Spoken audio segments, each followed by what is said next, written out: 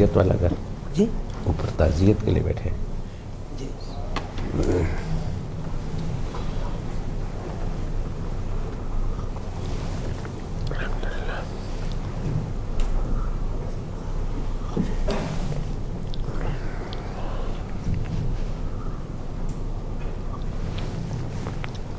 منع کر دیا.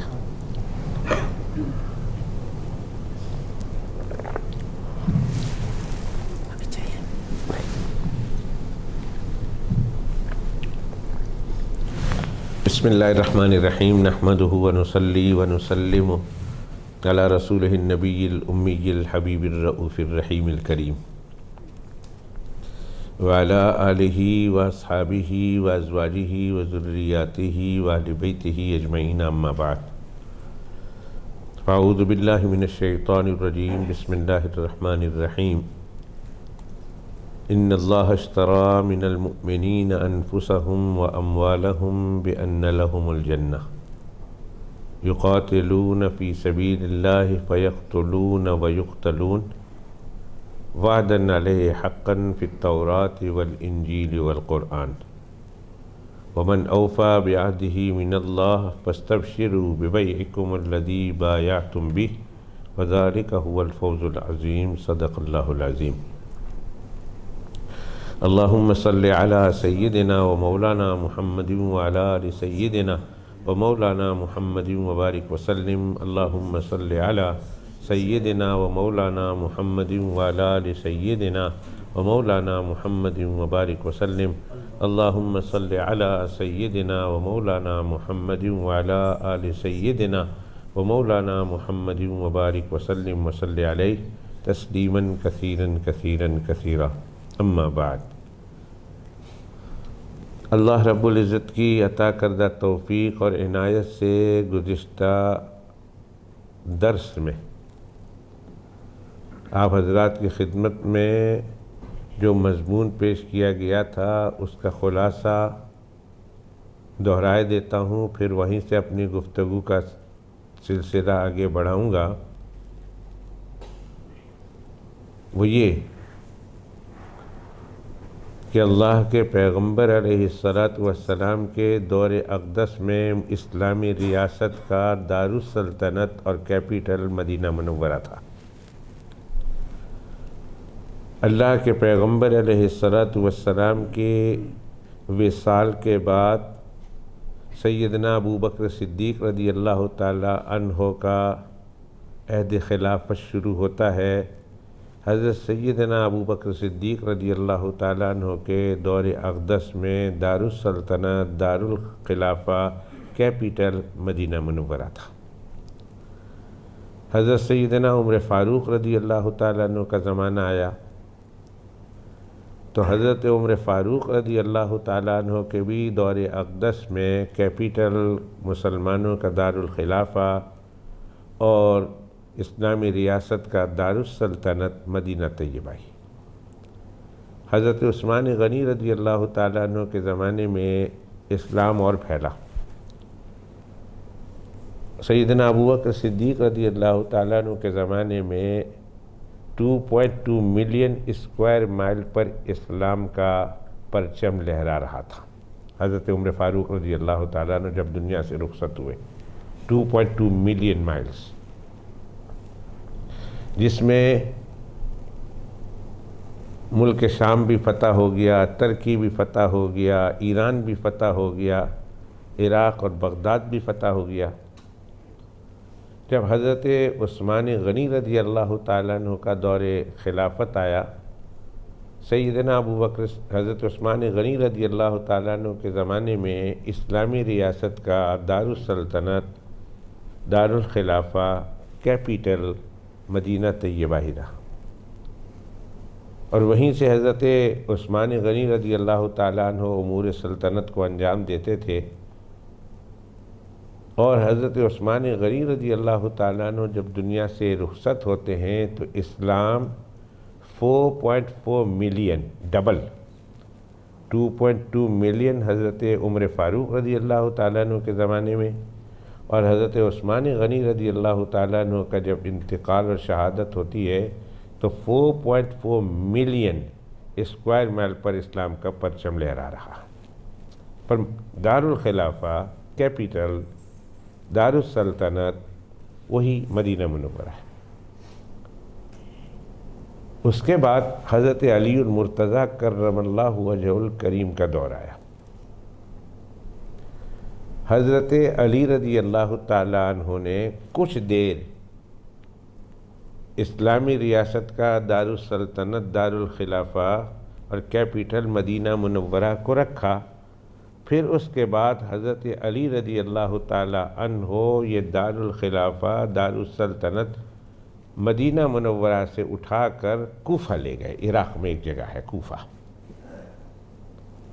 بہت لیدے ہو رہی ہے۔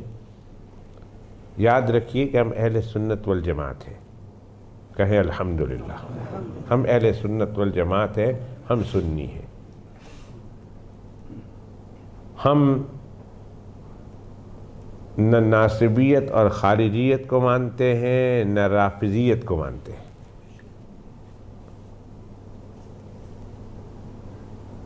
رافضی وہ لوگ ہیں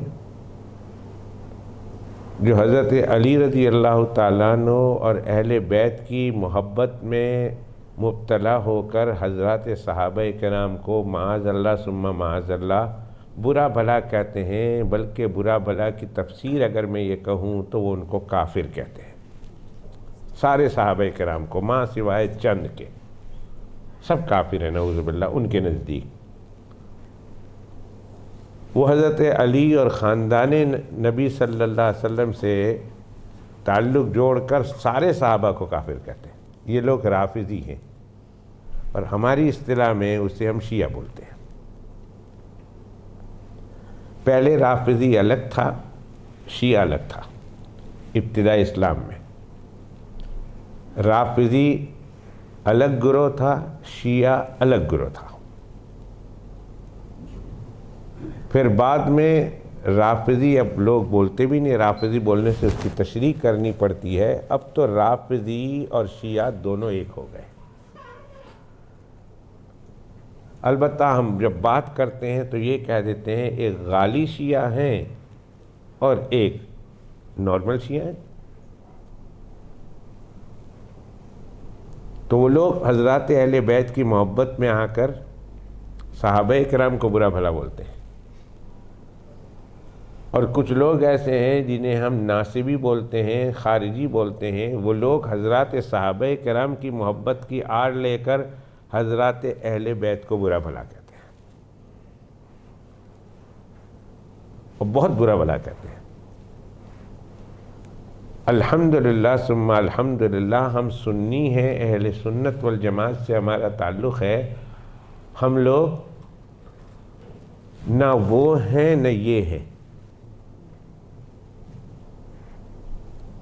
نہ ہم صحابہ کو برا بھلا کہتے ہیں، نہ اہل بیت کو برا بھلا کہتے ہیں، بلکہ ہم صحابہ کرام سے بھی محبت کرتے ہیں اور اہل بیت سے بھی محبت کرنے والے ہیں۔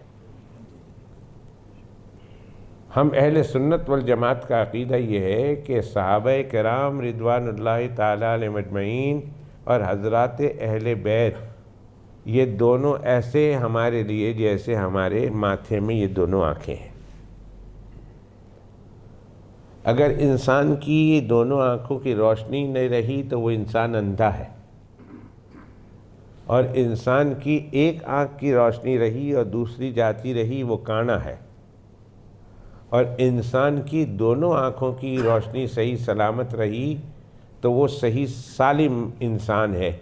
ہم کہتے ہیں کہ نہ ہم اندھے ہیں نہ ہم کانے ہیں، ہم الحمدللہ اہل سنت والجماعت ہے، ہماری دونوں آنکھیں صحیح سلامت ہے کہ ہم اس آنکھ سے حضرات صحابہ کرام کو دیکھتے ہیں تو اس آنکھ سے اہل بیت کو دیکھتے ہیں۔ نہ ہم ان کو برا بھلا کہتے ہیں نہ ان کو برا بھلا کہتے ہیں، ہم کہتے ہیں یہ ہمارے ایمان کی جان ہے اور یہ ہمارے ایمان کی شان ہے۔ تو جو لوگ حضرات صحابہ کرام کی محبت کی آڑ لے کر حضرات اہل بیت کو برا بھلا کہتے ہیں، حضرت علی کرم اللہ وجہ الکریم سے شروع ہو کر حضرات حسنین اور آگے تک برا بھلا کہتے ہیں، معاذ اللہ ثم معاذ اللہ انہوں نے یہ اعتراض کر دیا کہ حضرت علی رضی اللہ تعالی عنہ نے بہت برا کیا کہ مدینہ طیبہ کو، جو کیپٹل تھا، دارالسلطنت تھا، خلافہ تھا، اس کو مدینہ منورہ سے اٹھا کر کوفہ لے گئے تو کیوں لے گئے؟ سارے فساد کی جڑ معاذ اللہ ثم معاذ اللہ حضرت علی رضی اللہ تعالیٰ عنہ ہے، وہ لوگ یہ کہتے ہیں۔ گزشتہ مجلس میں ہم نے اللہ سبحانہ و تعالیٰ کی عنایت کردہ توفیق سے آپ کی خدمت میں اس مضمون کو بہت ہی وضاحت کے ساتھ، بہت ہی شرح و بسط کے ساتھ اور بہت ہی تفصیل کے ساتھ پیش کیا تھا کہ حضرت علی کرم اللہ وجہ الکریم مدینہ طیبہ سے دارالخلافت کو دارالکوفہ منتقل کرتے ہیں تو اپنی خوشی سے نہیں، اپنی خوشی سے نہیں منتقل کرتے، ورنہ کون ہے ایسا کہ جس کو مدینہ منورہ کا چھوڑنا گوارا ہو؟ آج ہم صرف 2 ہفتے کے لیے جاتے ہیں، اور 2 ہفتے کے بعد جب ہم مدینہ منورہ چھوڑتے ہیں، وقت آ جاتا ہے انگلینڈ آنے کا، پاکستان جانے کا، تو ہم روتی ہوئی آنکھوں کے ساتھ اور ٹوٹے ہوئے دل کے ساتھ مدینہ منورہ کو الوداع کرتے ہیں۔ کسی کا دل نہیں چاہتا مدینہ منورہ چھوڑ کر باہر نکلنے کو اور جانے کو۔ 1400 سال کے بعد ہمارے جیسے کمزور ایمان والے، نہ ہمارا وہاں گھر ہے، نہ ہمارا بار ہے، نہ ہماری بیوی بچے ہیں، نہ ہمارے کسی بزرگ کی قبر ہے وہاں، پھر بھی ہم مدینہ طیبہ چھوڑنا گوارا نہیں کرتے، تو جس کا سب کچھ مدینہ طیبہ میں ہو وہ بھلا مدینہ طیبہ کو چھوڑ کر باہر جانا کس طرح گوارا کر سکتے ہیں؟ اور اس پر میں بہت تفصیل کے ساتھ اپنے اکابرین کے واقعات آپ کے سامنے پیش کر چکا ہوں کہ کس طرح ان کو مدینہ طیبہ کا چھوڑنا گوارا نہیں تھا، کسی طرح بھی گوارا نہیں تھا۔ تو اب حضرت علی کرم اللہ وجہ الکریم وہ مدینہ طیبہ کو، جو اللہ کے پیغمبر علیہ السلام کے زمانے میں دارالسلطنت تھا، ابو بکر کے زمانے میں دارالسلطنت تھا، عمر کے زمانے میں دارالسلطنت تھا، عثمان کے زمانے میں دارالسلطنت تھا، رضی اللہ تعالی عنہم اجمعین، وہ حضرت علی المرتضیٰ کرم اللہ وجہ الکریم وہ دارالخلافہ، دارالسلطنت، کیپٹل مدینہ منورہ سے اٹھا کر کوفہ لے جا رہے ہیں، تو خوشی سے نہیں۔ اتنی بات سمجھ لیجئے کہ حضرت علی نے یہ کام خوشی سے نہیں کیا رضی اللہ تعالیٰ عنہ۔ کیا خیال ہے آپ کا، خوشی سے کیا ہوگا؟ میں آپ سے پوچھتا ہوں۔ ہرگز نہیں، ہرگز نہیں، ہرگز نہیں۔ تو پھر حضرت علی کرم اللہ وجہ الکریم کیوں مدینہ منورہ سے دارالخلافہ کو کوفہ عراق شفٹ کرتے ہیں؟ در حقیقت اس کے پیچھے راز یہ تھا کہ حضرت علی رضی اللہ تعالی عنہ مدینہ منورہ کا تقدس اور احترام اور اس کی عظمت کی بقا چاہتے تھے۔ انہوں نے دیکھا کہ مجھ سے پہلے کے جو خلیفہ ہیں حضرت عثمان غنی رضی اللہ تعالیٰ عنہ، ان کو مدینہ طیبہ میں ہی شہید کر دیا گیا، اپنی انا کی خاطر، اپنی دل کی تسکین کی خاطر۔ جھوٹے موٹے ان پر تہمت اور بہتان باندھ کر حضرت عثمان غنی امیر المومنین، نہ ان کو یہ خیال آیا کہ یہ امیر المومنین ہے، مسلمانوں کے بادشاہ ہے، نہ ان کو یہ خیال آیا کہ یہ رسول اللہ صلی اللہ علیہ وسلم کے دوہرے داماد ہے، نہ ان کو حضرت عثمان رضی اللہ تعالیٰ عنہ کی کبر سنی کا خیال آیا، نہ ان کے نقاہت اور ذوف کا خیال آیا، اور نہ حضرت عثمان رضی اللہ تعالیٰ عنہ کی صحابیت کا خیال آیا۔ پھر بھی حضرت عثمان غنی رضی اللہ تعالیٰ عنہ کو مدینہ منورہ میں شہید کر دیا گیا، اور 40 دن پیاسا رکھ کر گھروں کو گھیر کر. جمعہ کے بیان میں آئے گا مضمون، چونکہ حضرت عثمان غنی رضی اللہ تعالیٰ عنہ کا مضمون چل رہا ہے، تو وہاں یہ آئے گا کہ حضرت عثمان غنی رضی اللہ تعالیٰ عنہ بالکنی پر آتے ہیں اور آ کر پوچھتے ہیں، کیوں بھائی جس مسجد میں تم نماز پڑھتے ہو یہ مسجد تنگ پڑ گئی تھی، اللہ کے پیغمبر علیہ السلام نے فرمایا تھا ہے کوئی مسجد کے آس پاس کی زمین خریدے اور اس کو مسجد کے لیے وقف کر دے تو میں اس کے لیے جنت کی ضمانت دیتا ہوں. تمہیں پتہ ہے یہ زمین کس نے خریدی؟ کوئی اور نہیں تھا خریدنے والا، وہ میں تھا. میں نے اپنے پیسے سے خریدی اور رسول اللہ صلی اللہ علیہ وسلم کے قول کے مطابق میں نے مسلمانوں کے لیے وقف کر دی. جس زمین کو میں نے وقف کی ہے آج اسی زمین میں مجھے نماز پڑھنے سے تم لوگ روک رہے ہو. کچھ سوچو تو صحیح ظالمو. پھر کہا تم مدینہ طیبہ کا پانی پی رہے ہو. مدینہ منورہ میں ایک ہی کنواں تھا میٹھے پانی کا، بیر روما، ایک ہی کنواں تھا اور اس کا مالک بھی یہودی تھا. ایک دن کے بعد ایک دن پانی دیتا تھا، اور بھی پیسے سے اور بڑی گہری قیمت لے کر. ایک ہی دن دیتا تھا، ایک دن چھوڑ دیتا تھا. ایک دن دوسرے لوگوں کو دیتا تھا، کوئی مسلمان نہیں خرید سکتا تھا، اور دوسرے دن مسلمانوں کو دے، اور جو عام لوگوں کو دے پیسے لے کر دیتا تھا اس سے کئی گنا زیادہ لیتا تھا. تو نبی کریم صلی اللہ علیہ وسلم نے فرمایا ہے تم میں سے کوئی جو بیر روما کو خریدے اور خریدنے کے بعد اسے مسلمانوں کے لیے وقف کر دے، اور اس کنویں میں اس کا بھی اتنا ہی حق ہو جتنے دوسرے مسلمان کا ہے، اس سے کوئی زیادہ حق نہ ہو، تو میں اس کے لیے جنت کی بشارت دیتا ہوں. حضرت عثمان نے پوچھا ہے لوگوں بتاؤ کون تھا جس نے مدینہ طیبہ کے اس بیر روما کو بڑی قیمت دے کر خریدا، بہت مہنگی قیمت سے خریدا؟ سب نے کہا آپ ہے. فرمایا اچھا جب میں ہوں تو اس کا پانی تم سب کے لیے حلال ہے اور میرے لیے 40 دن سے پانی بند کر دیا تم نے اس کا. وہ عثمان غنی رضی اللہ تعالیٰ عنہ کہ جن کے نام کے ساتھ اللہ سبحانہ و تعالیٰ نے ایک جز بنا دیا غنی کا. نام تو ان کا عثمان تھا.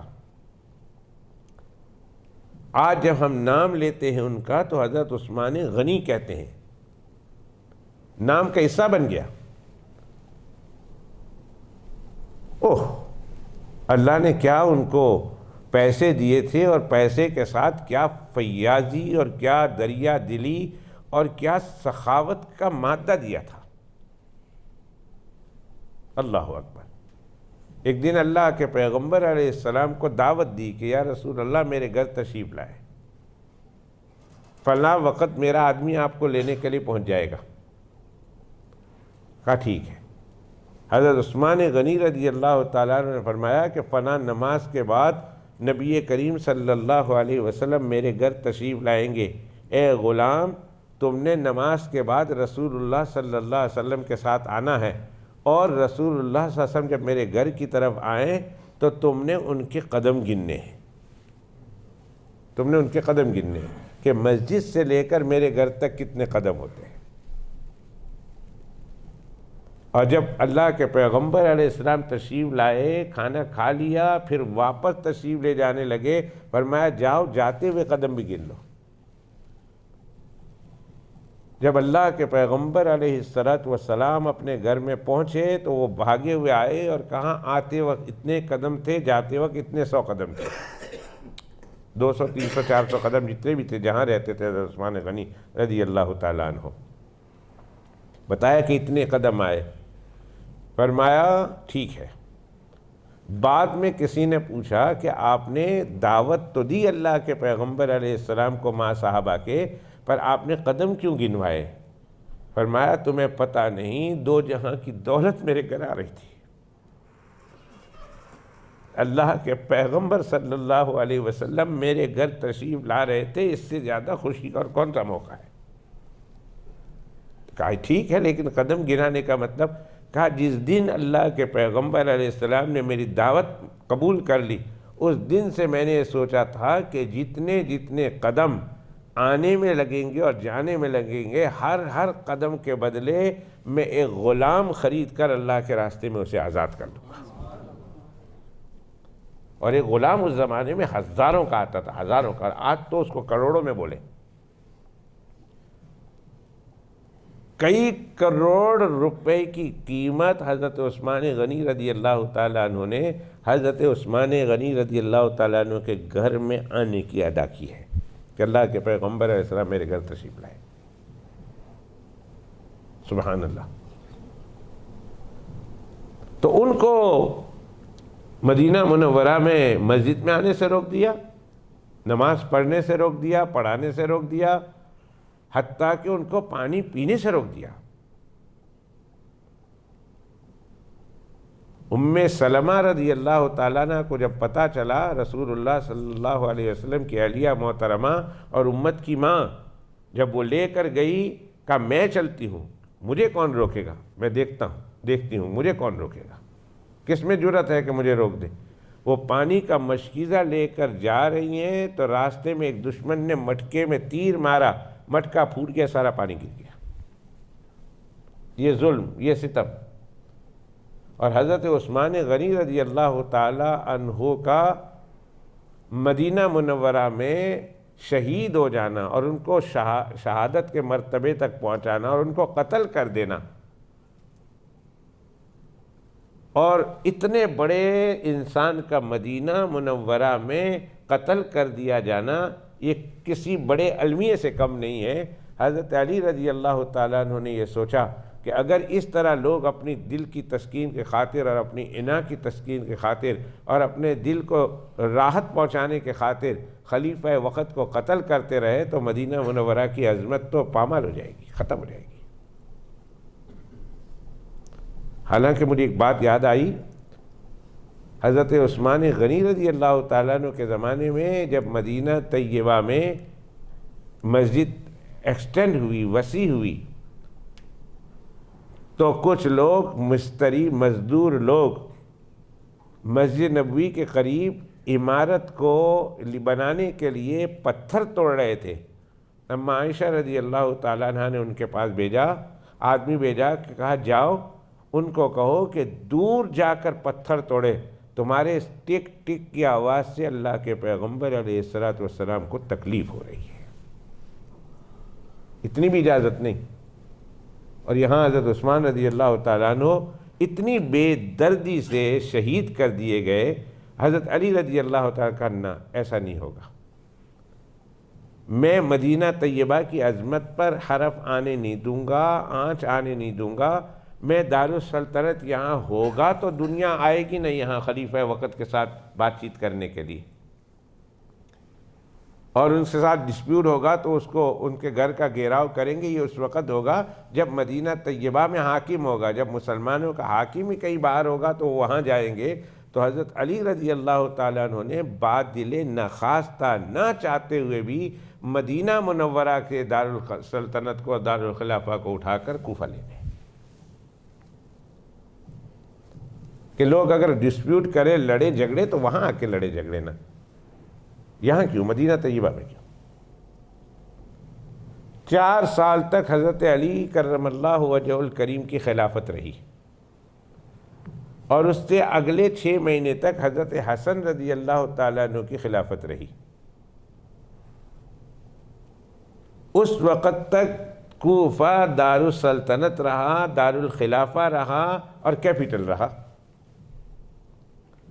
اور جب حضرت حسن رضی اللہ تعالیٰ عنہ نے صلح کر لی، حضرت سیدنا امیر معاویہ رضی اللہ تعالیٰ عنہ کے ساتھ جب صلح ہو گئی تو اب دارالخلافہ، دارالسلطنت، کیپٹل کوفہ نہیں رہا، اس لیے کہ امیر معاویہ رہتے تھے ملک شام میں، دمشق میں، تو اب دارالخلافہ، دارالسلطنت کوفہ سے ہٹ کر سیریا میں چلا گیا، سیریا میں۔ اور سن 40 سے لے کر سن 60 تک حضرت امیر معاویہ رضی اللہ تعالیٰ عنہ بلا شرکت غیرے کلم کلا، حضرت امیر معاویہ رضی اللہ تعالیٰ بغیر کسی لڑائی کے، بغیر ودن مسلمانوں کے ڈسپیوٹ کے اس سلطنت کے امور کو انجام دیتے رہے، یہاں تک کہ سن 60 میں حضرت امیر معاویہ رضی اللہ تعالیٰ عنہ کا وصال ہو گیا، اور حضرت امیر معاویہ رضی اللہ تعالیٰ عنہ اس دار فانی کو چھوڑ کر دار باقی کی طرف چلے گئے۔ انا للہ و انا الیہ راجعون۔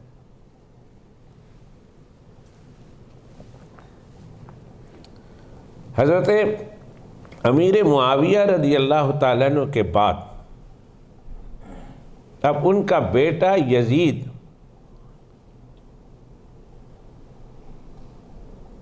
تخت خلافت پہ متمکن ہوا،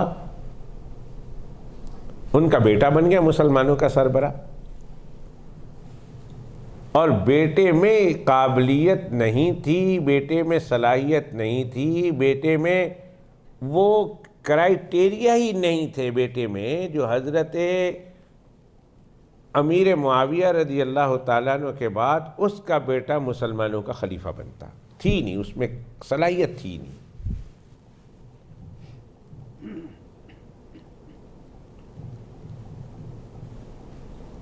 اب جیسے ہی یزید خلافت کے مسند پہ بیٹھتا ہے، وہ اپنے جتنے بھی، اسلام پھیل چکا تھا بہت، دنیا کے سرحدوں کو چھو رہا، اب نکل کر چائنا، اور چائنا سے آگے اسلام نکل چکا تھا، اور یورپ میں یہاں تک پہنچ چکا تھا، اور پوری دنیا میں افریقہ کے کئی جزائر اور افریقہ کے کئی ممالک اسلام کے زیر سایہ آ چکے تھے۔ یزید نے سارے دنیا کے علاقے کے گورنر کو خط لکھا کہ تم اپنے اپنے یہاں لوگوں سے اپنے ہاتھ پر میری بیعت لو۔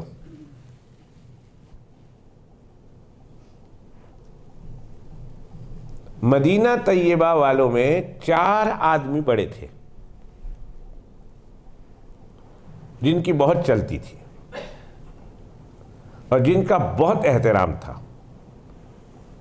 اور جن کا بڑا مان تھا، جن کا بڑا تقدس تھا۔ اگر ہم یوں کہیں کہ وہ جدھر کو وہ چل دیں، سارا مدینہ منورہ اس طرف چل دیں، تو یہ غلط نہ ہوگا۔ ان میں ایک حضرت عبداللہ ابن زبیر تھے، ایک حضرت عبداللہ ابن عمر تھے، ایک حضرت ابوبکر صدیق کے بیٹے عبد الرحمن تھے، ایک سیدنا حسین رضی اللہ تعالیٰ عنہ تھے، اور بھی بڑے بڑے لوگ تو تھے، سیدنا عبداللہ ابن عباس رضی اللہ تعالی عنہما جیسے لوگ تو بڑے بڑے تھے، لیکن ان چاروں کا بڑا ہی مان تھا لوگوں کے دلوں میں، ان کی بڑی عقیدت تھی، بڑا احترام تھا۔ یزید نے لکھا مدینہ منورہ کے گورنر کو، جس کا نام تھا ولید ابن عتبہ، ولید اس کا نام تھا ابن عتبہ، کہ تم مدینہ منورہ والوں کے بیعت لو تمہارے ہاتھ پر میرے لیے، اور ان سے کہو کہ آئے تمہارے پاس آئیں اور تم سے بیعت کریں اور تمہارے سامنے اقرار کریں کہ ہم ولید کو، ہم یزید کو خلیفہ مانتے ہیں، اپنا سربراہ مانتے ہیں۔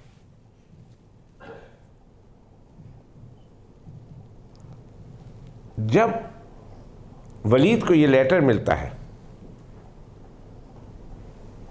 کہ بلایا ہے بھائی سب کو، بولا کہ ہمارے خلیفہ بن جاؤ، ہمیں خلیفہ تسلیم کرو،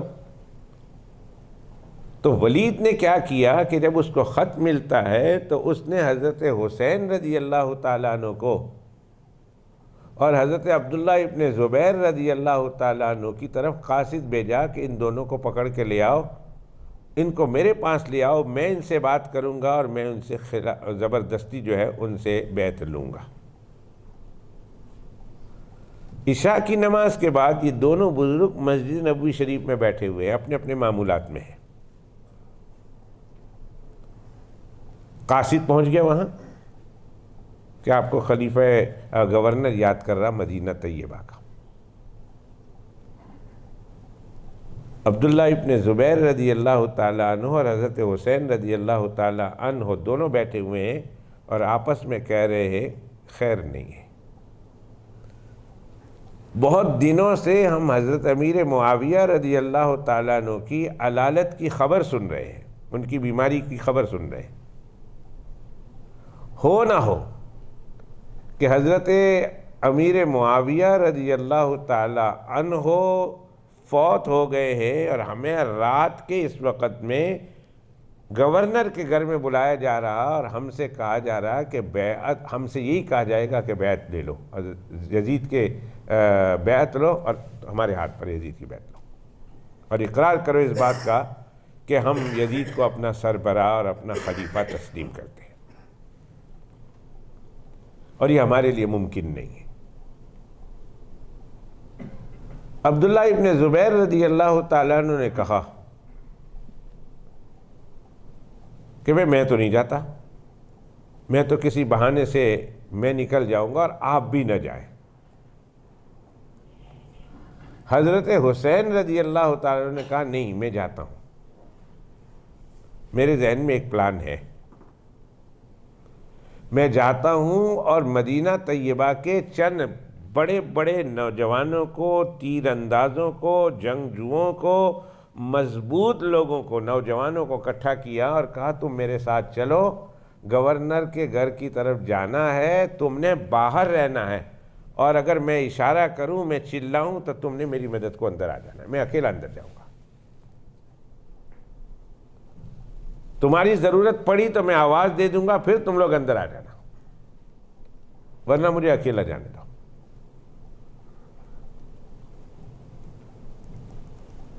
حضرت سیدنا حسین رضی اللہ تعالیٰ عنہ ان نوجوانوں کو لے کر گورنر کے گھر کی طرف روانہ ہوئے اور باہر تمام لوگوں کو بٹھا دیا کہ دیکھو اندر آنا نہیں، مجھے کل ہی بلایا ہے، میں کل ہی جاؤں گا، کوئی خطرہ ہوا، کوئی ایسی بات ہوئی تو میں آواز دے دوں گا، تم لوگ آ جانا، مجھے بچا لینا۔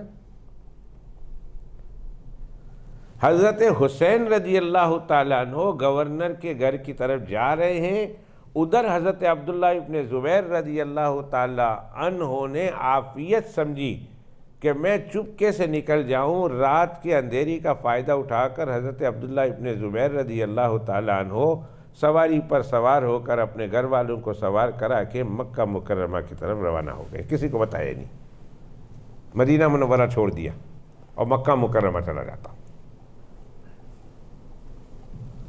حضرت حسین رضی اللہ تعالیٰ عنہ جب گورنر کے یہاں گئے، کہا جی آپ نے یاد کیا ہے؟ کہا ہاں، بیٹھو، بٹھایا اور کہا کہ تمہیں ایک تو خبر سنانا چاہتا ہوں، وہ خبر یہ ہے کہ ہمارے امیر المومنین، ہمارے خلیفہ حضرت امیر معاویہ رضی اللہ تعالیٰ عنہ اللہ کو پیارے ہو گئے۔ حضرت حسین رضی اللہ تعالیٰ عنہ نے انا للہ و انا الیہ راجعون پڑھا اور ان کے بارے میں اچھے کلمات کہے، ان کے لیے دعا کی، گورنر سے ان کی تعزیت کی۔ بہت افسوس ہوا، وہ یہ تھے، وہ یہ تھے، وہ یہ تھے، وہ یہ تھے، بہت تعریفیں کی، تعزیت کی اور انا للہ و انا الیہ راجعون پڑھا اور دعائیں کی۔ اس کے بعد کہا بس اتنی بات تھی؟ کہا نہیں، اگلی بات ہے۔ کہا سناؤ اگلی بات؟ کہا اس خبر کے ساتھ یزید نے یہ بھی خط لکھا ہے کہ اب آپ سے بیعت لی جائے گی یزید کے لیے میرے ہاتھ پر، آپ نے بیعت کرنی ہے۔ حضرت سیدنا حسین رضی اللہ تعالیٰ نے کہا نہیں، بیعت تو ایسی چیز نہیں ہے کہ جو چپکے سے لی جائے، میں بیعت چپکے سے کیوں لوں گا؟ میں تو چپکے سے بیعت نہیں لیتا، اگر تم نے مجھ سے بیعت لینی ہے تو مدینہ طیبہ کے لوگوں کو صبح ایک میدان میں جمع کرو یا کسی اور جگہ پہ جمع کرو، اکٹھے کرو،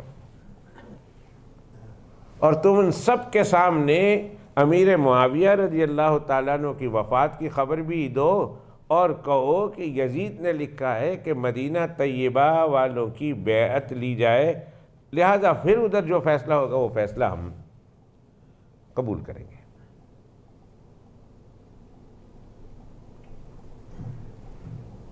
میں تمہارے ساتھ اس محل میں رات کے اس حصے میں بیعت کرنے کا روادار نہیں کروں گا۔ ولید ابن عتبہ نے، جو گورنر تھا مدینہ طیبہ کا، اور اس سے پہلے جو گورنر تھا اس کا نام تھا مروان ابن الحکم، مروان ابن الحکم کو بلایا۔ اس کی ولید ابن عتبہ سے بنتی نہیں تھی، لیکن ضرورت پڑ گئی ولید کو کہ حسین کو کس طرح منوائیں کہ وہ ہمارے امیر المومنین یزید کے لیے بیعت کر لے۔ اس وقت تو ان کے تو امیر المومنین وہی تھے نا۔ تو مروان آیا اور مروان نے آ کر کہا کہ حسین کو زبردستی کرو، کہا ہم تم کو ادھر سے نکلنے نہیں دیں گے، جانے نہیں دیں گے جب تک کہ تم یزید کی بیعت میرے ہاتھ پر نہ کر لو، اور اگر تم نے انکار کیا تو ہم تمہارے ساتھ لڑیں گے، اور تمہیں قتل کرنا پڑا تو ہم قتل بھی کر دیں گے۔ یہ مروان ابن الحکم نے مشورہ دیا ولید ابن عتبہ کو، یعنی اولڈ گورنر نے نیو گورنر کو یہ مشورہ دیا کہ یزید سے زبردستی، اب حضرت سیدنا حسین سے زبردستی یزید کے لیے بیعت لینی ہے، ان کو جانے نہیں دینا۔ کہا اگر یہ چلا گیا تمہارے ہاتھ سے نکل گیا تو سمجھو نکل گیا، پھر بہت بڑا فتنہ ہوگا، تم اس کو کنٹرول نہیں کر سکو گے۔ یہ آیا ہوا ہے، پھنسا ہوا ہے، تیرے گھر میں آیا ہوا ہے، لہذا اس کے ہاتھ پر زبردستی بیعت لو اس سے یزید کے لیے۔ کر لیتا ہے ٹھیک ہے، نہیں تو زبردستی کرو، اور اگر زبردستی میں یہ ہاتھا پائی پر اتر آتا ہے، جنگ و جدال پر اتر آتا ہے تو جنگ و جدال کرو، مر جاتا ہے تو مار دو۔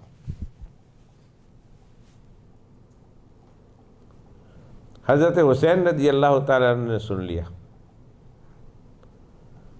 اس نے مروان ابن الحکم کو خطاب کرتے ہوئے کہا تو ہوتا کون ہے اس طرح کے ڈیسیشن لینے کے بارے میں اور میرے بارے میں اس طرح زبردستی بیعت لینے کے مشورہ دینے کے بارے میں تو ہوتا کون ہے؟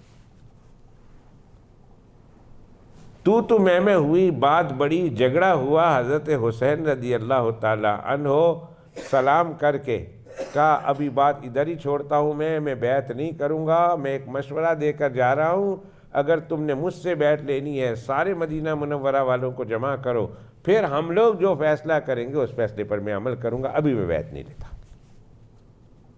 حضرت حسین رضی اللہ تعالیٰ عنہ گورنر کے گھر سے گھر آ گئے، اور گھر آ گئے اور گھر آ کر اپنی بیوی بچوں سے کہا تیاری کرو، اب مدینہ منورہ میں رہنا ہمارے لیے ممکن نہیں رہا۔ پہلا گھر ان کا مدینہ طیبہ تھا، یہیں پیدا ہوئے، یہیں پلے بڑھے، یہیں جوان ہوئے، اور یہیں جوانی کی زندگی گزاری، اور یہیں بڑھاپا شروع ہو رہا، ادھیڑ عمر میں پہنچے ہوئے، اور کچھ دنوں کے لیے اس درمیان میں کوفہ انہوں نے اپنا ٹھکانہ بنایا تھا جب ان کے ابا وہاں گئے ہوئے تھے،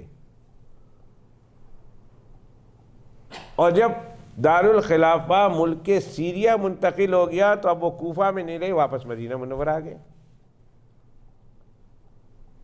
کہ مدینہ منورہ میں رہنا اپنے جانوں کو ہتھیلی پر رکھ کر جینے کے مترادف ہے، ہم یہاں نہیں جی سکتے، زبردستی ہم سے منوایا جائے گا کہ یزید کے ہاتھ پر بیعت کرو، ہم یزید کو کسی صورت میں بھی اپنا سربراہ اور اپنا امام اور خلیفۃ المسلمین اور اپنا جو ہے خلیفہ نہیں منتخب کر سکتے، نہیں ہم مقرر کر سکتے اور نہیں قبول کر سکتے، اب یہ ہم سے زبردستی کریں گے اور ہم نہیں مانیں گے تو ہمارے ساتھ ظلم کیا جائے گا، زیادتی کی جائے گی، چلو ادھر سے، اور مکہ مکرمہ چلے جاتے ہیں۔ گھر والوں کو تیاری پر لگا دیا، رشتہ داروں کو بتایا،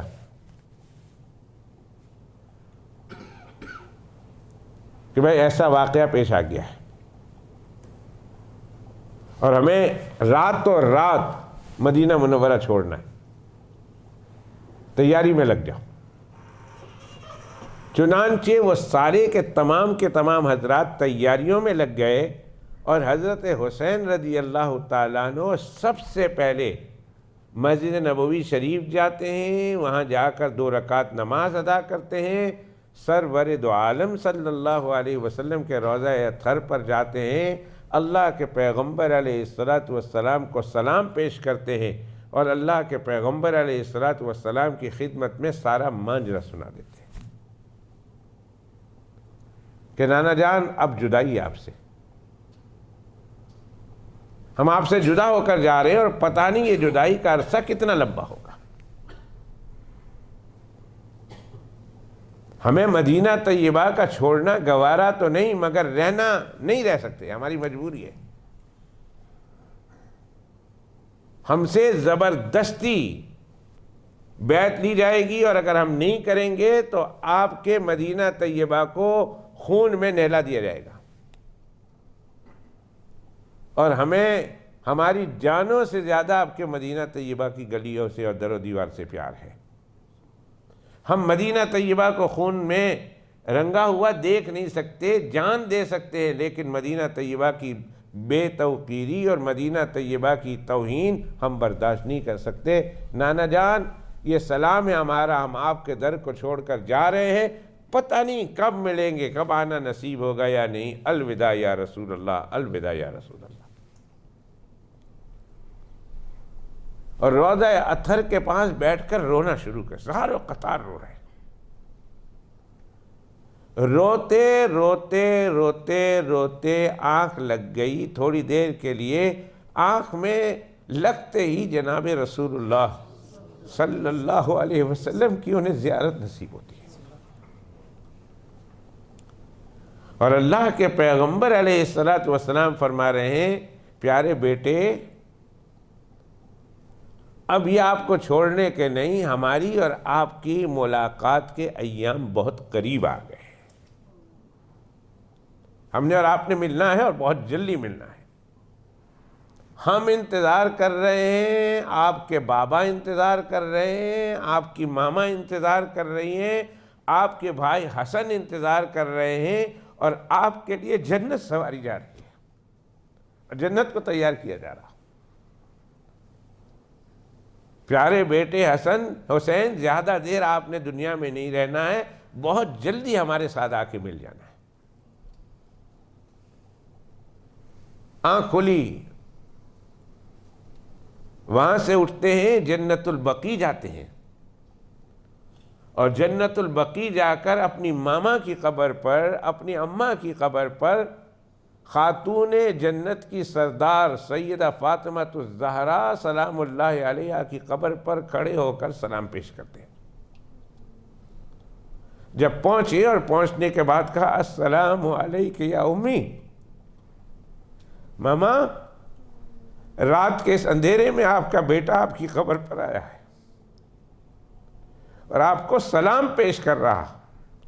حضرات مورخین نے لکھا ہے جب حضرت فاطمہ الزہرا کی قبر پر حضرت حسین رضی اللہ تعالی عنہ نے سلام پیش کیا تو رات کے اندھیرے میں قبر سے بی بی فاطمہ الزہرا نے اپنے بیٹے کے سلام کا جواب وعلیک السلام یا ولدی کہہ کر پیش کیا، اور بعض کھڑے ہونے والوں نے سنا ہے اس آواز کو۔ حضرت فاطمہ جواب دیتی ہے وعلیک السلام یا ولدی، آ میرے لال، آ میرے بیٹے، رات کے اس اندھیرے میں ماما کو سلام کرنے کے لیے آیا ہے؟ کہا ماما الوداع، جا رہا ہوں۔ مدینہ منورہ میں یزید کا گورنر ولید ابن عتبہ مجھ سے یزید کے لیے بیعت لینے پر زبردستی کر رہا ہے، اور اگر میں نے بیعت کرنی تو ہے نہیں یزید سے، اور اگر میں نے انکار کر دیا تو مدینہ منورہ والے بھی انکار کریں گے، اور مدینہ منورہ والے بھی انکار کریں گے تو مدینہ طیبہ کو خون میں نہلا دیا جائے گا۔ اور ماما جان جس شہر میں آپ مدفون ہیں، جہاں نانا جان مدفون ہیں، اس شہر کے میں تقدس کو پامال نہیں کر سکتا ہوں، اس لیے میں ماما جان میں آپ سے اجازت لے کر رخصت ہوتا ہوں اور مکہ مکرمہ چلا جاتا ہوں۔ یا اللہ وہ لمحہ کیسا ہوگا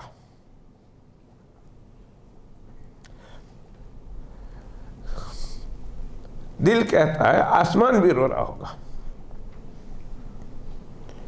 زمین رو رہی ہوگی، مدینہ طیبہ کے ذرے ذرے رو رہے ہوں گے، در و دیوار رو رہے ہوں گے، درخت اور پتے رو رہے ہوں گے، جن و ملائک رو رہے ہوں گے، شجر اور حجر رو رہے ہوں گے کہ حضرت سیدنا حسین رضی اللہ تعالیٰ عنہ ماما سے اجازت لے رہے ہیں اور کہہ رہے ماما پتہ نہیں اب دوبارہ آپ کی قبر پر حاضری ممکن ہوگی کہ نہیں۔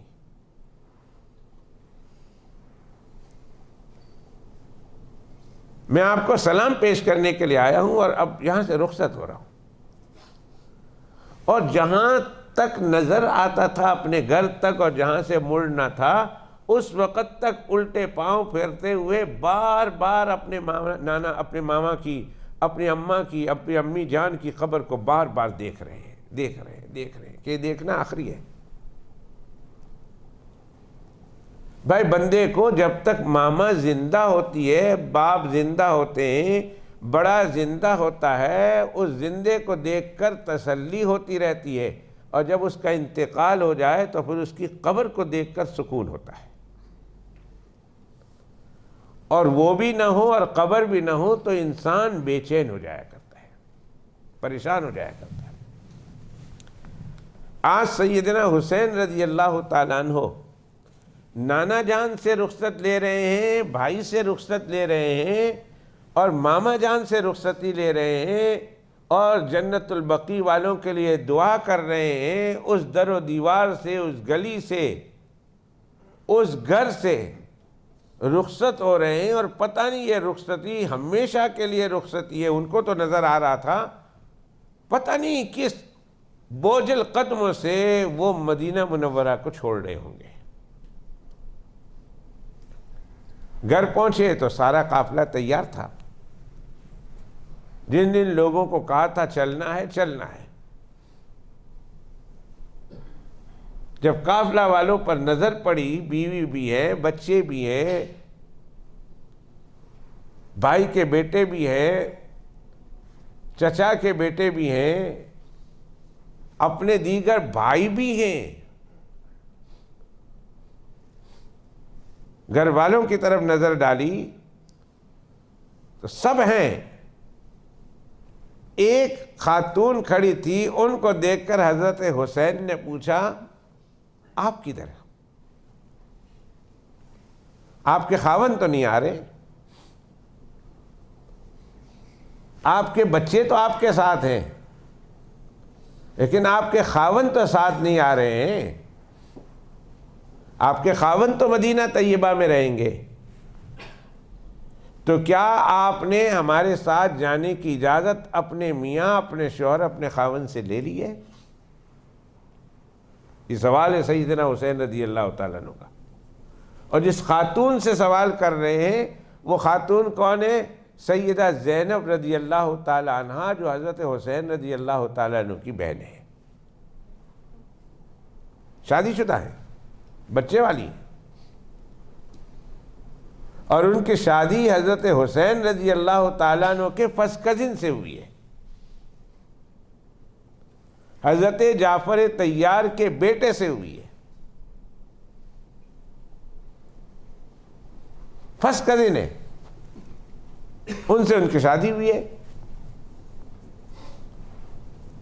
اور وہ مدینہ طیبہ میں رہ رہے ہیں، اور ان کی بہن حضرت حسین رضی اللہ تعالیٰ عنہ کے ساتھ جانا چاہتی ہے۔ فرمایا بہن تمہارے میرے بھانجے تو ہیں تمہارے ساتھ ہیں، پر آپ کے گھر والے نہیں ہیں، تو کیا آپ اپنے گھر والوں سے اجازت لے کر آئی ہیں کہ آپ بھائی کے ساتھ جا سکتے ہیں؟ بہن بولی ہاں بھائی، میں نے اپنے گھر والوں سے کہا آپ بھی چلیں گے میرے ساتھ، انہوں نے عذر کر دیا، انہوں نے کہا نہیں میں نہیں چل سکتا، تو پھر ہم نے کہا کہ اگر آپ نہیں جا سکتے تو کم از کم اس کو اجازت دے کہ وہ اپنے بھائی کے ساتھ مکہ مکرمہ کی طرف روانہ ہو جائے اور مدینہ منورہ کو چھوڑ دے۔ اور میرے خاوند نے، میرے سرتاج نے، میرے شوہر نے، میرے میاں نے مجھے بڑی خوشی سے اجازت دی کہ تم اپنے بھائی کی معیت میں جا سکتی ہو، اپنے بھائی کے ساتھ جا سکتی ہو، مدینہ منورہ سے مکہ مکرمہ جا سکتی ہو۔ اے میرے پیارے بھائی حسین، میں تیری بہن زینب ہوں، نانا جان کی احادیث میری نگاہوں میں ہے، اور نانا جان نے اپنے شوہر کے حقوق کے بارے میں جو کچھ بتایا ہے اس کا مجھے بھی پتہ ہے، لیکن میں ان سے اجازت لے کر آپ کے ساتھ آ رہی ہوں۔ کہا پھر بڑی خوشی سے آپ بھی آ سکتے ہیں۔ یہ اتنی تفصیل جو میں نے بیان کی ہے کہ حضرت زینب سلام اللہ علیہا حضرت حسین کی بہن مدینہ منورہ اپنے خاوند کو چھوڑ کر جو مکہ مکرمہ اپنے بھائی حسین کے ساتھ جا رہی ہیں، وہ خاوند کی اجازت کے بغیر نہیں جا رہی، خاوند کی اجازت کے ساتھ جا رہی ہیں۔ میں نے بتایا 2 فرقے ہیں، ہم تو الحمدللہ اہل سنت والجماعت ہیں، پھر ایک بار کہیں الحمدللہ، ہم سنی ہیں۔ ہمارے لیے حضرات صحابہ کرام کی بے قدری اور توہین جتنا سنگین جرم ہے، اتنا ہی سنگین جرم اہل بیت کی جو ہے توہین ہے، اتنا ہی۔ اور جتنا سنگین جرم ہمارے لیے حضرات اہل بیت کی توہین ہے، اسی قدر جو ہے جرم ہمارے لیے حضرات صحابہ کی توہین ہے۔ ہم دونوں طبقوں میں سے کسی ایک طبقے کی گستاخی ہم برداشت نہیں کر سکتے۔ یہ ہمارا فیصلہ ہے، یہ ہمارا عقیدہ ہے۔ اگر ادھر گئے ان کو چھوڑ دیا، جنت کا رستہ گم کر دیا، اور ادھر گئے اور ان کو چھوڑ دیا، جنت کا رستہ گم کر دیا۔ شیطان کے شکاری بن جائیں گے، شیطان کے جال میں پھنس جائیں گے۔ قاسم العلوم والخیرات حضرت مولانا قاسم صاحب نانوتوی رحمۃ اللہ علیہ نے بڑی پیاری مثال دی۔ فرمایا کہ وہ پرندہ، وہ کبوتر جس کے دونوں پر صحیح سلامت ہوں، وہ پرندہ بآسانی اپنی منزل کو پہنچ جاتا ہے، اور وہ پرندہ جس کا دایاں بازو یا بایاں بازو، دایاں پر یا بایاں پر، ان دونوں پروں میں سے کوئی ایک پر زخمی ہو، ٹوٹا ہوا ہو، تو پھر راستے میں چلنے والا اس کو بہت آسانی کے ساتھ حملہ کر کے اس کو اپنا حاصل کر سکتا ہے، جپٹ سکتا ہے، اس لیے کہ اڑنے کے قابل نہیں ہوتا۔ مولانا قاسم صاحب نانوتوی رحمۃ اللہ علیہ فرماتے ہیں اسی طرح حضرات اہل بیت اور حضرات صحابہ کرام یہ ہمارے ایمان کے 2 پر ہیں۔ یہ دونوں پر صحیح سالم ہوں گے تو ہم اپنے منزل مقصود یعنی جنت تک راحت کے ساتھ پہنچ سکتے ہیں۔ اور اگر دونوں پروں میں سے کوئی ایک پر ٹوٹا ہوا ہے کہ ہم اہل بیت سے محبت میں آ کر حضرات صحابہ کو گالی دیں، یا صحابہ کی محبت میں آ کر اہل بیت کو گالی دیں، تو دونوں پروں میں سے کوئی ایک طرف کا پر بھی ٹوٹا ہوا ہو تو شیطان بہت آسانی سے حملہ کر کے ہمیں اپنے راستے سے بھٹکا سکتا ہے، اور ہمیں جہنم میں گرا سکتا ہے، اور ہمیں جہنم تک پہنچا سکتا ہے۔ یہ اہل سنت والجماعت کا عقیدہ ہے کہ ہر 2 حق ہیں، اور ہر 2 ہماری آنکھوں کے نور ہیں اور ہمارے سر کے تاج ہیں۔ لیکن جو لوگ حضرات اہل بیت کو گالی دیتے ہیں، نعوذ باللہ من ذالک، اور برا بھلا کہتے ہیں، ابھی میں ان کے بارے میں بتلا چکا ہوں درس کے شروع میں، وہ کون لوگ ہیں؟ کچھ طبقہ حضرات اہل بیت کی محبت میں آ کر صحابہ کو گالی دیتا ہے، اور کچھ طبقے ایسے ہیں جو صحابہ کی محبت کی آڑ لے کر اہل بیت کو گالی دیتے ہیں۔ ہمارے نزدیک وہ دونوں کے دونوں اہل سنت والجماعت سے خارج ہے، بلکہ اسلام سے خارج ہے۔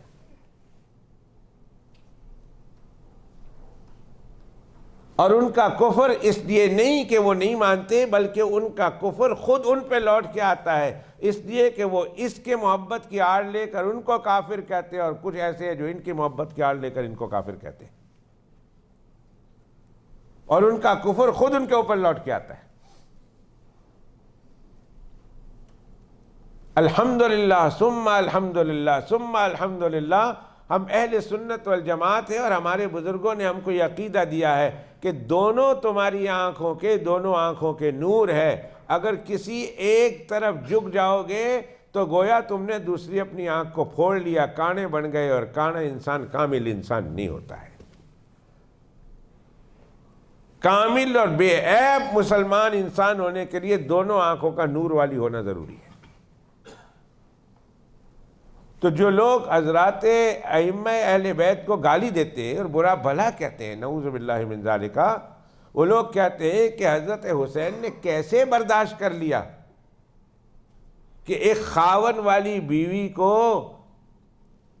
چھوڑ کر، اس کو یہ ترغیب دے کر کہ تم اپنے شوہر کو چھوڑ دو، اور وہ اپنے شوہر کو چھوڑ کر اپنے بھائی کے ساتھ مدینہ منورہ سے مکہ مکرمہ روانہ ہو رہی، خاون کو چھوڑ کر۔ خاون کو اسی وقت چھوڑنا گناہ ہے جب خاون اجازت نہ دے۔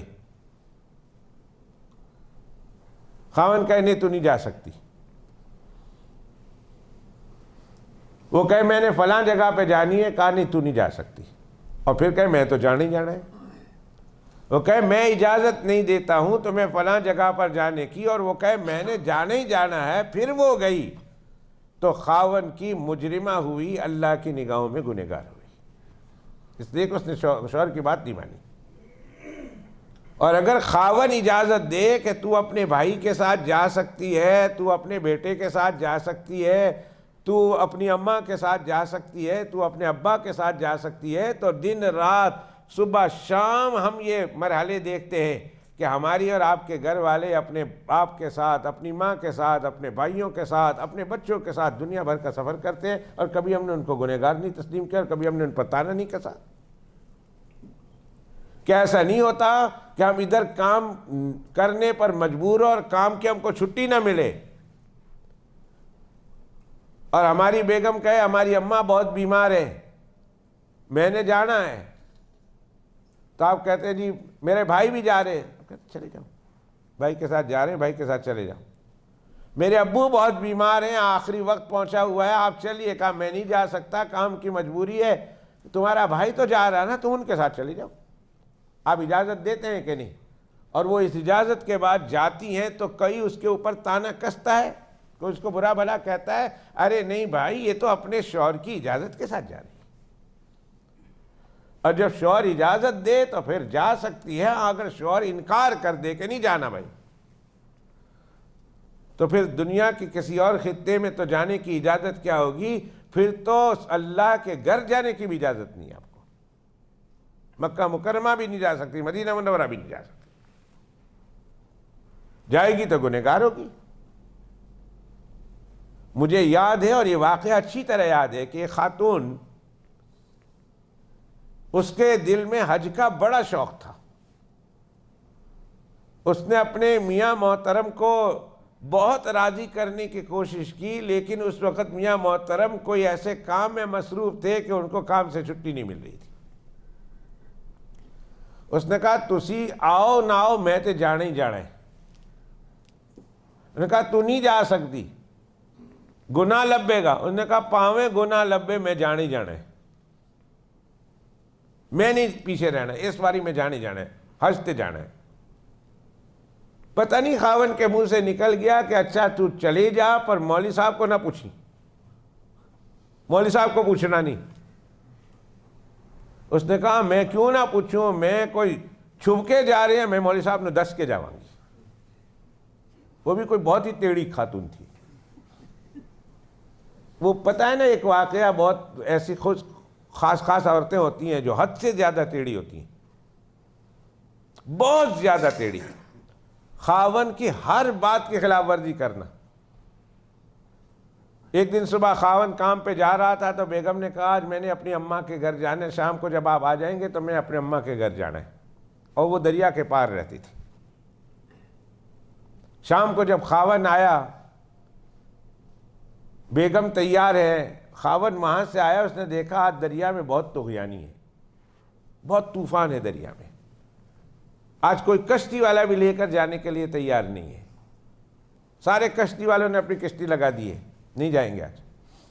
تو خاوند آیا اور اس نے کہا بیگم آج نہ جائیں، آج دریا میں طغیانی اور طوفان بہت ہے، کل چلے جا رہا ہے۔ انہوں نے کہا میں تے آج ہی جانا ہے، آج ہی جاؤں گی۔ انہوں نے کہا بیگم آج اچھا نہیں ہے، کہیں تو رڑ نہ جائے، کہیں تو تھوڑ نہ جائے، کہیں تو رہ نہ جائے، تو نہ جا آج نہ۔ انہوں نے کہا میں آکھیا نہ میں جانا ہے تو جانا ہے تو جانا ہی ہے۔ اب خاوند بڑا پریشان، کیا کروں، اس نے جانا ہی جانا ہے۔ تو اس نے کہا اب اس کے بچانے کی ترتیب سوچی۔ اس نے کہا اچھا تو جائیں پر بھینس لے کر نہیں جانا، بھینس کو لے کر نہ۔ اس نے کہا میں بھینس لے کر ہی جاؤں گی۔ اس نے کہا چل تو بھینس لے کر جا پر اس کی پوچھڑ مت پکڑنا۔ اس نے کہا پوچھڑ پکڑ کے بھینس نکل جائے گی، اس نے زور سے ٹائٹ سے پکڑی ہوگی تو یہ بھی تیرتی تیرتی بہرحال دوسری طرف نکل ہی جائے گی۔ اس نے کہا تو بھینس لے کر جائے پر اس کی دم مت پکڑنا، پوچھڑ مت پکڑ۔ انہوں نے کہا میں پوچھڑ پکڑ کے جاؤں گی۔ نکل گئی بھائی۔ اب یہ خاوند جو ہے بیٹھا ہوا ہے، وہ جا رہی ہے، بھینس بھی اوپر، بیگم نے اس کی پوچھڑ کو، اس کی دم کو بڑے مضبوطی کے ساتھ پکڑا ہوا ہے، بیچ دریا میں پہنچ گئی۔ شوہر خوش ہوا، کچھ اس کو ہوا تر جائے گی، تو اس بیچارے کے دل میں پتہ نہیں کیا بات آئی، اس نے آواز لگائی بیگم۔ انہوں نے کہا جی۔ انہوں نے کہا دم نہ چھوڑی، مضبوطی نال پھڑی رکھی۔ انہوں نے کہا اے لو جو چھڑیا، چھوڑ دی اس نے، وہ ڈوب گئی۔ اب پانی اس طرح جا رہا، اوپر سے نیچے کی طرف بہہ رہا، اور وہ شوہر اپنی بیگم کو ڈھونڈنے کے لیے روتا روتا نیچے سے اوپر کی طرف جا رہا۔ ایک آدمی نے کہا کیوں رو رہے؟ اس نے کہا میری بیگم ڈوب گئی۔ انہوں نے کہا کہاں ڈوبی؟ اس نے کہا وہاں۔ اس نے کہا پانی تو اس طرف جا رہا ہے، تم آگے جا کے ڈھونڈو۔ انہوں نے کہا تانوں اودا پتہ نہیں ہے، تانوں اودا پتہ نہیں ہے۔ وہ ہر کام پٹھا کر دی ہے۔ وہ مرنے کے بعد بھی اس نے سارا پانی بے شک انج جاوے، انہیں انج جاڑے، میں اس کو اوپر جا کے تلاش کرتا ہوں۔ تو کچھ خواتین ایسی ہوتی ہیں جو ضد کی بڑی پکی ہوتی ہے، ایک دفعہ منہ سے نکل گیا وہ پتھر پہ لکیر ہوتی۔ اس خاوند نے کہا سارے نو دسی، مولوی صاحب نے نہ دسی متے، ہو سکتا ہے مولوی صاحب ممبر تے کوئی گل کر جاوے۔ میں نے کہا میں مولوی صاحب نے دس کے جاواں گی، میں ڈرنی ہاں۔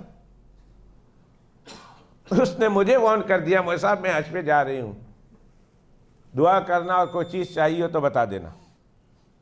میں نے کہا مبارک ہو، آپ بھی جا رہے ہیں، گھر والے بھی جا رہے ہیں؟ انہوں نے کہا گھر والے تو نہیں، میں جا رہی ہوں۔ میں نے کہا منڈا جا رہا؟ کہا منڈا بھی نہیں۔ میں نے کہا پرا جا رہا؟ پرا بھی نہیں۔ میں نے کہا بابا ابا نال جا رہے ہو، امی نال جا رہے ہو؟ کہا کوئی نہیں، میں کل ہی جا رہی ہیں۔ میں آخیا تو جا ہی کوئی نہیں سکتے۔ مولوی صاحب انج نہ آکھو۔ میں آخیا چلو میں دوسری طرح آکھنا، جانا جائز نہیں ہے تھوڑے واسطے۔ آخیا انج نہ آکھو۔ میں آخیا پھر حرام ہے تیرے واسطے جانا۔ 4-5 الفاظ بدل کے میں نے کہا نہیں جا سکتے بھائی، نہیں جا سکتے۔ عورت 3 دن سے زیادہ سفر بغیر محرم کے کر ہی نہیں سکتی ہے۔ حدیث شریف میں صحیح حدیث ہے، مسلم شریف کی حدیث ہے، فرمایا لا یحل، کسی عورت کے لیے جائز ہی نہیں ہے کہ وہ 3 دن کے سفر، 3 دن کے مسافت کا سفر اپنے غیر محرم کے ساتھ کرے، ہو ہی نہیں سکتا۔ اس کا خاوند جب رات کو گھر آیا تو بیٹھی رو رہی تھی، ان کے خاوند کا بیان ہے، بیٹھی رو رہی تھی۔ وہ آیا تو اس نے کہا کیوں رو رہی ہے؟ انہوں نے کہا تسی صحیح میں نے مشورہ دیتا، مولوی صاحب نے نہ آکھیں، پر میں آکھیا ضرور آکھوں گی، تو میں نے پوچھ لیا اور مولوی صاحب کہتے ہیں تو جا نہیں سکتی ہے۔ انہوں نے کہا کیا فیصلہ کیتا؟ انہوں نے کہا تو نہیں جاؤں گا، نہ جانا پڑے گا، نہ میں نہیں جانتی، رہ گئی۔ اللہ کے گھر جانے کی اجازت نہیں تو پھر دبئی جانا، پھر ترکی جانا، پھر موروکو جانا، پھر یورپ گھومنا، پھر ادھر ادھر جانا بغیر محرم کے کس طرح جائز ہوگا؟ وہ لوگ تانا دیتے ہیں کہ حضرت زینب رضی اللہ تعالی عنہا، حضرت حسین کی بہن حضرت فاطمہ اور حضرت علی کی بیٹی اپنے خاوند کو چھوڑ کر مدینہ منورہ چھوڑ کر کیسے گئی ہے؟ اس کا جواب دو۔ اس کے لیے تو جانا ہی جائز نہیں۔ میں نے کہا وچے دی گل نہیں دس دے ہو بھائی، نہ جائز والی بات کرتے ہو، جائز والی بات کرو کہ شوہر کی اجازت کے ساتھ وہ بہن اپنے بھائی کے ساتھ سفر پہ جا سکتی ہے۔ ان کا شوہر نے اجازت دی، جاؤ، میری طرف سے آپ کو کھلی اجازت ہے، کہ حضرت حسین رضی اللہ تعالیٰ عنہ اگر مدینہ منورہ سے مکہ مکرمہ جا رہے ہیں تو آپ اگر ان کے ساتھ جانا چاہیں تو کھلے دل کے ساتھ اجازت ہے، بچوں کو بھی لے جائیں اور آپ بھی جائیں۔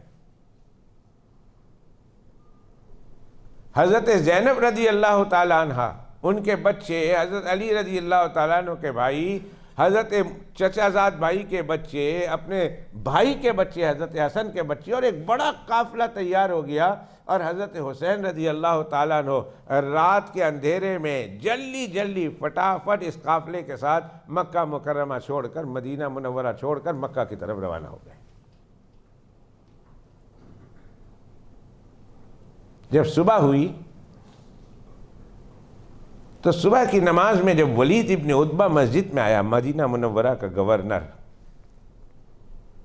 نماز کے بعد اس نے دیکھا نہ عبداللہ ابن زبیر نظر آئے نہ حضرت حسین نظر آ رہے رضی اللہ تعالیٰ عنہما، دونوں نظر نہیں آ رہے۔ یہ کیا ہوا؟ پہلے تو یہ سوچا رات کو میں نے بہت دیر تک ان کو جگائے رکھا تھا اور اپنے محل میں بٹھائے رکھا تھا، ہو سکتا ہے کہ ان کو نیند، آنکھ نہ کھلی ہو، نیند آ گئی ہو، نماز کے لیے نہ آ سکے ہوں، گھر میں نماز پڑھ لیں گے، اس لیے تھوڑی دیر کے لیے برداشت کیا۔ اور جب دن کو بات نکل پڑی، لوگوں میں بات چل پڑی کہ رات کی اندھیری میں آج رات کو حضرت عبداللہ ابن زبیر بھی مکہ مکرمہ کی طرف روانہ ہو گئے اور حضرت حسین رضی اللہ تعالی عنہما بھی جو ہے مکہ مکرمہ کی طرف روانہ ہو گئے، تب اس کو ہوش آیا کہ ہو یہ تو ہاتھ نکل گیا، ہاتھ سے نکل گئے، تیر نکل گیا کمان سے، اور جو شکار ہم نے کرنا تھا وہ شکار ہمارے ہاتھوں سے نکل گیا۔ اس نے ایک دستہ تیار کیا کہ جلدی جلدی دستہ تیار کرو اور جاؤ حضرت حسین رضی اللہ تعالیٰ عنہ کو اور حضرت عبداللہ ابن زبیر کے قافلے کو اگر راستے میں مل جائیں تو ان کو پکڑ کے لے آؤ۔ لیکن چونکہ وہ قافلہ بہت تیز نکل رہا تھا لہذا وہ قافلہ ان کی پہنچ سے باہر ہو گیا، اور حضرت سیدنا حسین رضی اللہ تعالیٰ عنہ اپنے اہل بیت کے افراد کے ساتھ مدینہ منورہ سے مکہ مکرمہ پہنچ جاتے ہیں اور مکہ مکرمہ میں آ کر قیام کرتے ہیں۔ اور یوں مدینہ منورہ کے گورنر کے ہاتھ پر حضرت حسین رضی اللہ تعالیٰ عنہ نے یزید کے لیے بیعت کرنے سے معذرت کر دی اور کہا میں یزید کی بیعت نہیں کروں گا۔ جب مکہ مکرمہ پہنچے، ادھر تو یہ حضرت مدینہ منورہ سے مکہ مکرمہ پہنچ گئے، ادھر حضرت امیر معاویہ رضی اللہ تعالیٰ عنہ کے انتقال کی خبر پورے کے پورے اسلامی ریاستوں میں پھیل گئی، سب جگہ پھیل گئی کہ امیر معاویہ رضی اللہ تعالیٰ عنہ کا انتقال ہو گیا اور یزید کے لیے بیعت لی جا رہی ہے اور یزید کو امیر المومنین تسلیم کیا کرنے کی کوشش کی جا رہی ہے، اور اس کے لیے لوگوں کو بیعت کرنے کو کہا جا رہا ہے۔ یہ خبر پہنچتے پہنچتے کوفہ پہنچی۔ کوفہ آپ کو اچھی طرح پتہ ہے کہ کوفہ سیدنا علی المرتضیٰ کرم اللہ وجہ الکریم کے لوگوں کا کوفہ تھا۔ یہی وجہ ہے کہ حضرت علی کرم اللہ وجہ الکریم نے کوفہ کو اپنا کیپٹل بنایا تھا۔ وہاں شیعان علی بہت تھے، وہاں شیعان حسن بہت تھے، وہاں شیعان حسین بہت تھے، وہاں اہل بیت سے محبت کرنے والے اور بالخصوص ان تین حضرات سے محبت کرنے والوں کا ایک جم غفیر تھا۔ ان لوگوں کو پتہ چلا اور ساتھ یہ بھی پتہ چلا کہ حضرت حسین رضی اللہ تعالیٰ عنہ نے یزید کے ہاتھ پر بیعت کرنے سے انکار کر دیا اور مدینہ منورہ چھوڑ کر مکہ مکرمہ آ کر بیٹھ گئے۔ یہ ان کو پتہ چل گیا۔ اب وہ لوگ سب جمع ہوئے، کوفہ والے سب جمع ہوئے اور کہا اب ہمیں کچھ کرنا ہے، اس لیے کہ کچھ دنوں تک تو ہم انکار کر کے بیٹھے رہیں گے لیکن زیادہ دیر ہم چپ سے نہیں بیٹھ سکتے، یزید کی فوج آ کر ہمارے ہاتھوں زبردستی بیعت لے گی، اس لیے کچھ کرنا چاہیے۔ تو کوفہ کے بڑے بڑے سردار ایک گھر میں مشورہ کے لیے جمع ہوئے۔ اس کے بعد کیا ہوتا ہے؟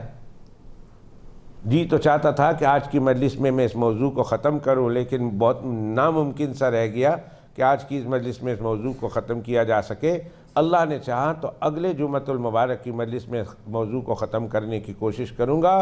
اتنا ذہن میں رہے کہ سیدنا حسین رضی اللہ تعالی عنہ بھی ہمیشہ کے لیے مدینہ منورہ کو چھوڑ کر مکہ مکرمہ میں آ کر مقیم ہو گئے۔ حضرت عبداللہ ابن زبیر جو حضرت نبی کریم صلی اللہ علیہ وسلم کے پھوپھی زاد بھائی ہیں، حضرت صفیہ کے بیٹے ہیں، اور صفیہ رسول اللہ صلی اللہ علیہ وسلم کی پھوپھی ہیں، وہ ان کے پھوپھی زاد بھائی حضرت عبداللہ ابن زبیر رضی اللہ تعالیٰ عنہ بھی مکہ مکرمہ آ کر بیٹھے ہوئے ہیں۔ اور کوفہ والوں نے ابھی بیعت نہیں کی یزید کی، اور کوفہ والے یہ پتہ چلا چکے ہیں کہ مدینہ منورہ میں بہت سارے لوگوں نے بیعت سے انکار کر دیا، اور حضرت حسین نے بھی نہیں کی، اور ان کی پہلے ہمدردیاں حضرت حسین رضی اللہ تعالیٰ عنہ کے ساتھ تھی۔ سب کو جمع کیا، بڑے بڑے سرداروں کو کہ آ جاؤ مشورہ کرتے ہیں ہمیں کیا کرنا چاہیے۔ پھر کیا ہوا، اللہ نے چاہا تو اس کی تفصیل اگلے ہفتے آپ کی خدمت میں پیش کریں گے۔ دعا کیجئے اللہ سبحانہ و تعالی جو بھی ان کی یہ محنتیں ہیں، ان کی یہ محنتیں دین کے لیے ہے، قرآن و سنت کے استحکام کے لیے ہے، قرآن و سنت کے احکام کی ترویج کے لیے ہے، دنیا کی بادشاہت کے لیے نہیں ہے۔ یہ جو کام کر رہے ہیں حضرت حسین رضی اللہ تعالیٰ عنہ، یہ انہوں نے دنیا کی حکومت کی لالچ میں نہیں کیا، عہدے کی لالچ میں نہیں کیا، بلکہ قرآن و سنت کی تجویز کے لیے اور ترویج کے لیے کام کیا ہے۔ اس کی مزید تفصیل انشاءاللہ اگلے جمعۃ المبارک کے موقع پر آپ کے سامنے پیش کروں گا۔ وآخر دعوانا ان الحمد للہ رب العالمین وصلی اللہ علی النبی الکریم والحمد للہ رب العالمین۔ صفحہ درست فرما دیجیے۔